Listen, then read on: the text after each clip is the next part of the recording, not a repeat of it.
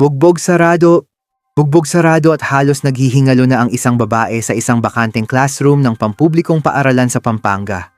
Hindi nila alam kung paano siya nakarating sa silid na yon. Pero parang hindi naman siya estudyante sa paaralang ito. Ngunit hindi nagdalawang isip ang mga nakakitang estudyante at guro na itakbo siya sa ospital para maisalba ang buhay nito. Nung lumaon, ayon sa investigasyon ng mga pulis, natukoy na asawa pala ito ng isang guro sa paaralang yon. At ang gurong ito ang pangunahin nating character sa kwentong ito.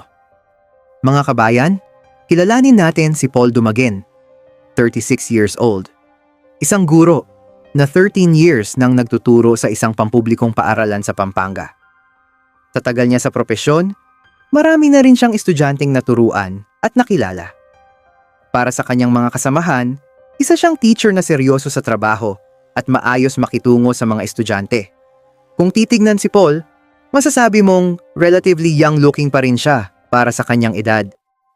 Matipuno ang pangangatawan, katamtaman ng tangkad, at may kumpiyansang aura. Sabi pa nga ng ilan, isa sa kanyang mga napapansin agad ay ang tinatawag nilang killer smile.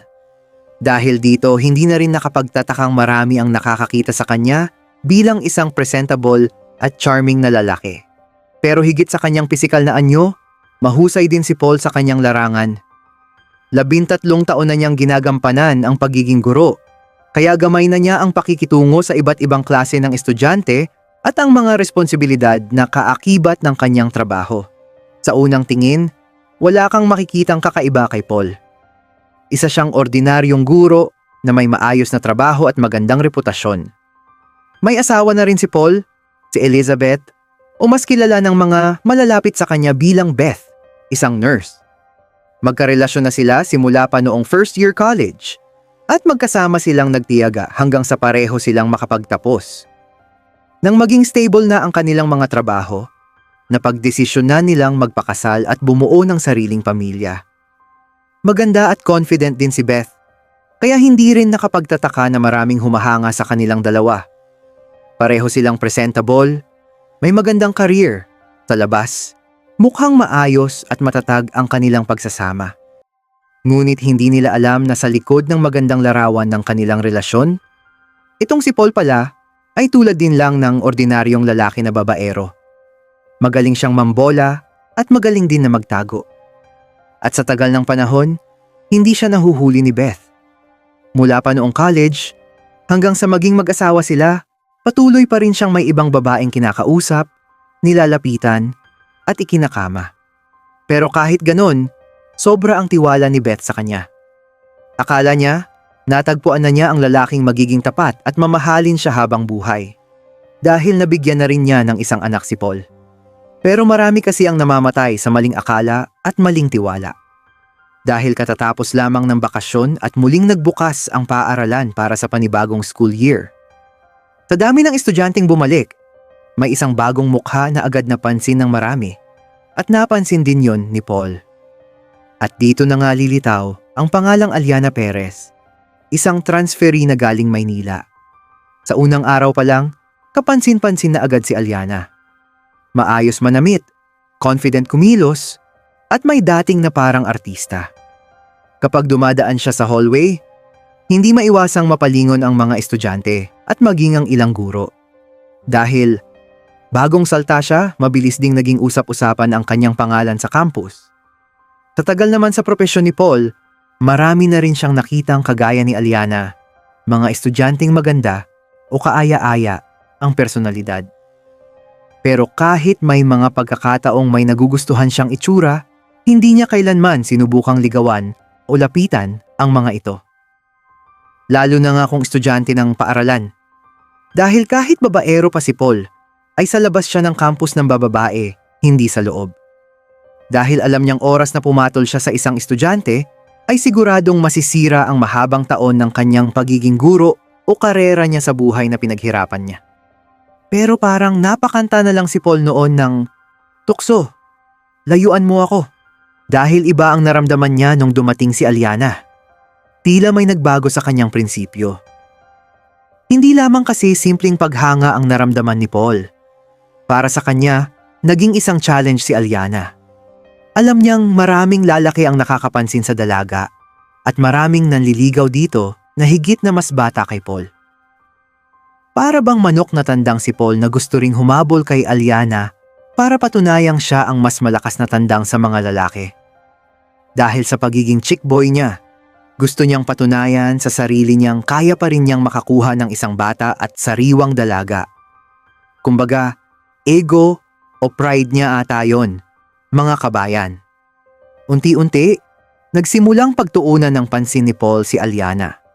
Sa una, parang ordinaryong teacher-student interaction lang ang ginagawa niya pero habang tumatagal, nagiging halata na ang espesyal na atensyon na ibinibigay niya sa dalaga.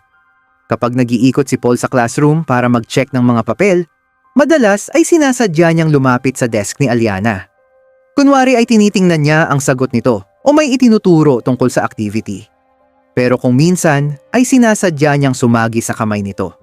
Maliit na bagay lang yon sa paningin ni Aliana. Pero paulit-ulit itong nangyayari. Okay naman to. Ayusin mo lang yung part na ito. Sasabihin ni Paul habang nakatayo sa tabi niya. Hindi naman umaangal si Aliana. Sa katunayan, napapansin niyang mas madalas siyang lapitan ni Paul kumpara sa ibang estudyante. Hindi rin niya maiwasang matuwa sa atensyon ng guro. Pagsapit naman ng lunch break, muling nagkakaroon ng pagkakataon si Paul na kausapin siya. Aliana, hindi ka pa kakain? Tanong niya ng madalas sa dalagita. Later na po sir. Sagot naman paminsan-minsan ni Aliana. Hindi naman siya pinipilit ni Paul. Kumbaga, relax lang ang diskarte niya.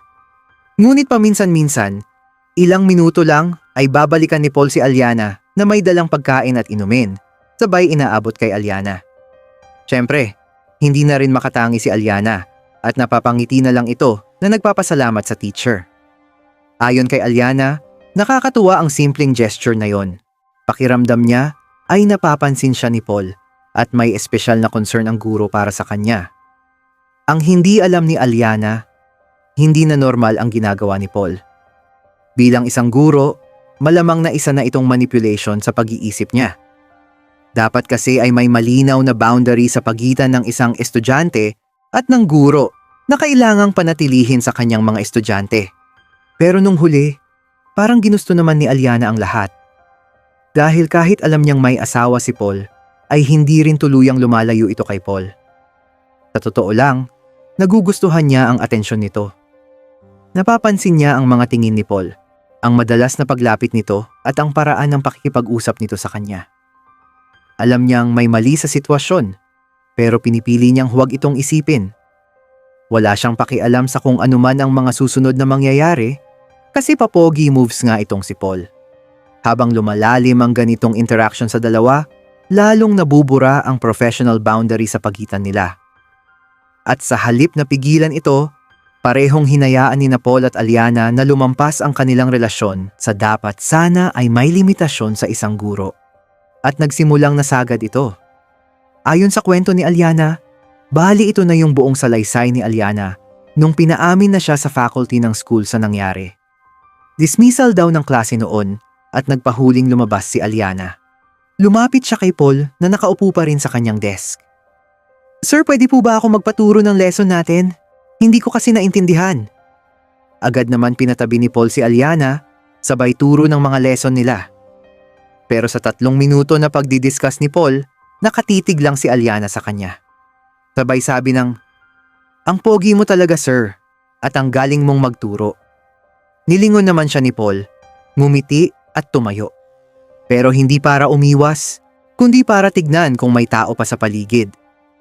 Nung nakita raw ni Paul na wala ng tao, sinara niya ang mga bintana at pintuan ng classroom. Wala namang reaksyon si Aliana dahil parang may hinihintay din siyang mangyari sa kanila ng guro niya o alam niyang darating ang pagkakataon na yon. Muling tinabihan ni Paul si Aliana at hinawakan ng bewang. Pagkatapos ay hinalikan siya ni Paul sa kanyang leeg pababa hanggang umabot sa legs ni Aliana. At sa desk mismo ni Paul, kung saan siya nagtuturo, ay doon na niya tinuruan si Aliana ng ibang lesson, ang lesson na ng paggawa ng bata. Sa classroom mismo ay may nangyari na kanilang dalawa, ayon kay Aliana. At mula nga noon ay naging totoong sila na sa bawal nilang relasyon. At maraming beses pa na may nangyari sa kanila sa kama. Dahil nangyari pa minsan na nagplano si Beth at Paul. Sa kanilang anniversary, nagpasya silang lumabas at mag-dinner sa bagong bukas na restaurant malapit sa kanila. Pero habang naghahanda sila papunta, ay tinawagan si Beth sa ospital at kailangan raw siya doon. Labag man sa loob niya na i-cancel ang date nilang mag-asawa, wala siyang nagawa at pumasok ito sa trabaho. Dismayado rito si Paul. Inaasahan pa man din niya na masosolo at makakatabi niya noong gabing yon ang kanyang asawa. Kaya pumasok sa isip niya si Aliana. Nag-message siya rito na kung pwede raw ba siya sa gabing yon. Dahil bawal silang makita sa labas, gumawa si Paul ng paraan para palihim na makapasok si Aliana sa bahay nila. Kaya ng gabing yon, ang nag-celebrate ng anniversary ay si Paul at Aliana dahil si Paul ang nagpaputok ng kwitis. Samantalang si Elizabeth, kasama ang mga pasyente at nagigilty pa nga. Pero si Paul naman ay nakipag-honeymoon na ng 3 beses kay Aliana. Mag-uumaga na nang nakauwi si Beth. Naghahanda na rin si Paul sa pagpasok ng nadatnan niya. Ilang minuto lang ay nagpaalam na rin si Paul na papasok. Naging normal ang lahat na parang walang nangyari. Ngunit ilang linggo ang lumipas. Isang normal na araw lamang sana para kay Paul ito dahil weekend at may oras siyang mag-relax. Nakatanggap siya ng mensahe mula kay Aliana. Sir Paul, kailangan ko po kayong makausap. May sasabihin po ako sa inyo, pero sana wag muna kayong magalit. Yon ang nasa text ni Aliana. Nag-reply naman siya agad ng, bakit? Anong nangyari? Positive po yung pregnancy test ko. Nagpa-check na rin ako sa doktor para makasiguro. Dito na nag-iba ang ugali ni Paul. Tinawagan niya si Aliana agad at galit na galit siya. Tinanong pa niya kung sigurado ba siyang sa kanya yon. Nakiusap rin siya kung pwedeng ipalaglag na lang ang bata at kinukumbinsi na para rin ito sa kinabukasan ni Aliana dahil bata pa siya. Sa isang bahagi naman ng kanilang bahay, kahit hindi naiintindihan ni Beth ang sinasabi ni Paul, rinig na rinig pala nito ang tono ng boses ni Paul na galit sa tawag at pati ang itsura niya. Nagtaka siya kung sino ang kausap niya, pero inantay na lang niyang matapos ang usapan at inantay niyang magsabi na lang sa kanya si Paul kung may problema ito. Ngunit lumipas ang gabi at araw, wala namang sinasabi si Paul na problema. Pagdating ng Lunes, maagang pumasok si Paul sa eskwelahan para sana kausapin si Aliana. Sinadya niyang agahan ang pagpunta para wala pang tao roon. Sa bahay naman nila ay napansin ni Beth na naiwan ni Paul ang kanyang cellphone. Pero di man niya ito kinalikot o binuksan. Ang plano niya ay idaan na lang ito sa eskwelahan bago pumuntang ospital. Saktong nasa gate na si Beth nang may nag-text sa cellphone ni Paul. Sir, hindi ko po ipapalaglag ang bata. Kahit hindi niyo po ako panindigan, buo ang desisyon ko. Yon ang nabasa ni Beth. Parang binuhusan siya ng malamig na tubig nung mabasa niya ito. Nag-imbestiga pa siya at nangalkal ng ibang text sa cellphone na ng kanyang mister. At nabasa niya lahat, pati nung gabi na anniversary nila. Kaya naman tumuloy na agad si Beth papunta sa paaralan. Maraming tanong ang pumasok sa isip ni Beth sa mga oras na yon. Nang naglalakad na siya patungo sa classroom ng kanyang asawa, tulala siya at parang wala sa sarili. Parang siyang lutang. Mahuli mo ba naman ang asawa mo na may babae at buntis pa, mga kabayan? Nagulat si Paul nang makita ang kanyang asawa sa pintuan ng classroom nito dahil si Aliana ang inaasahan niya sana. Pero ang misis niya ang dumating. Hindi agad nagsalita si Beth. Sa halip, nanginginig ang mga kamay niyang inilabas ang cellphone at iniabot kay Paul. Tahimik niyang ipinabasa ang mga mensaheng gusto niyang itanong at linawin. Habang binabasa ni Paul ang laman ng cellphone, kitang-kita sa mukha ni Beth ang galit at sakit. Sa kabila ng panghihina, nilapitan niya ang kanyang asawa at ilang beses na pinagsasampal. Nagsisisigaw si Beth at nagmumura. Hayop ka! Tarantado ka! Mura nito. Hindi na napigilan ni Beth ang kanyang emosyon. Tinawag niya si Paul na immoral at walang konsensya. Tinabi rin niyang hindi niya hahayaang matapos ang lahat ng walang pananagutan. Pinagbantaan niya si Paul na ire-report niya ito sa eskwelahan at sa mga awtoridad. At sisiguraduhin niyang mananagot si Paul sa lahat ng kalokohang pinaggagawa niya. Doon naman biglang naging mala-animal na ang galaw ni Paul. Ayaw ni Paul na masira ang kanyang reputasyon na pinaghirapan nito. Pero lalo pang pinagsigawan ni Beth na ilalabas niya ang baho ni Paul sa publiko. Kaya naman, sa gitna ng kanilang pagtatalo, biglang sinuntok ni Paul sa sikmura si Beth para manahimik. Napaatras si Beth at napahawak sa kanyang katawan. Ngunit hindi na nakontrol ni Paul ang kanyang galit. Patuloy na sinaktan si Beth. Maraming suntok at tadyak ang natanggap ni Beth. Pilit naman ipinagtatanggol ni Beth ang sarili. At ayon sa medico legal, ay parang may inihampas pa na matigas na bagay sa ulo ni Beth na siyang sanhi ng kanyang pagkamatay. Oo, mga kabayan, tama kayo sa narinig nyo. Sa huli ay namatay si Elizabeth kahit na itakbo siya sa ospital nung makita siya ng mga estudyante sa classroom na yon. Sa umagang yon, nung alam na ni Paul na parami na ang tao sa school, lumabas siya ng classroom at naghintay ng pagkakataon para mailabas si Beth nang hindi siya mapapansin. Pero hindi naging pabor sa kanya ang sitwasyon. May isang gurong dumaan sa classroom at napansin si Beth na nakahandusay at naghihingalo na. Nakakapagsalita pa ito pero di na maintindihan. Agad itong humingi ng tulong sa ilang guro at estudyante.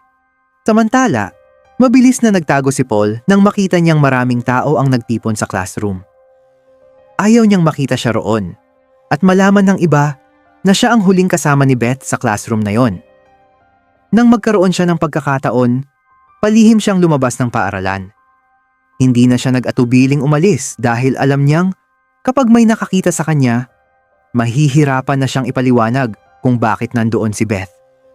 Ayon sa investigasyon, natukoy ng mga pulis na ang mga pasa at sugat sa katawan ni Beth ay kagagawan mismo ng kanyang asawa na si Paul. Kinausap ng mga kapulisan ang pwedeng may alam sa nangyari, unang-una na ang gwardiya ng paaralan. Tinanong nila kung sino-sino ang mga pumasok ng maaga noong araw na yon. Napag-alaman din na ilang oras mula sa insidente ay hindi makontak si Paul at wala rin siya sa kanilang bahay. At doon na nga nakumpirma na nagkaroon ng matinding pagtatalo sina Paul at Beth sa loob ng classroom nito. Nagtangkang tumakas si Paul. Ngunit hindi rin naging matagumpay ang kanyang plano. Naabutan siya ng mga awtoridad at tuluyang nahuli. Malaking tulong din sa kaso ang naging pahayag ni Aliana. Siya ang nagbigay ng impormasyon tungkol sa lihim na relasyon nila ni Paul at sa mga pangyayaring naganap bago ang insidente. Dahil sa kanyang testimonya at sa iba pang ebidensyang nakalap ng mga awtoridad, mas naging malinaw ang lahat. Sa huli, napatunayang nagkasala si Paul. Natanggalan ng lisensya sa pagtuturo at hinarap ang kaso na homicide. Tuluyang nakulong si Paul dahil sa krimeng ginawa niya laban sa mismong asawa niya. Pinapatunayan lang ng kwentong ito na ang panloloko at pagiging hayok sa laman ay walang maidudulot na maganda sa huli. Pansamantalang ligaya, katumbas ng habang buhay na pagkasira ng buhay mo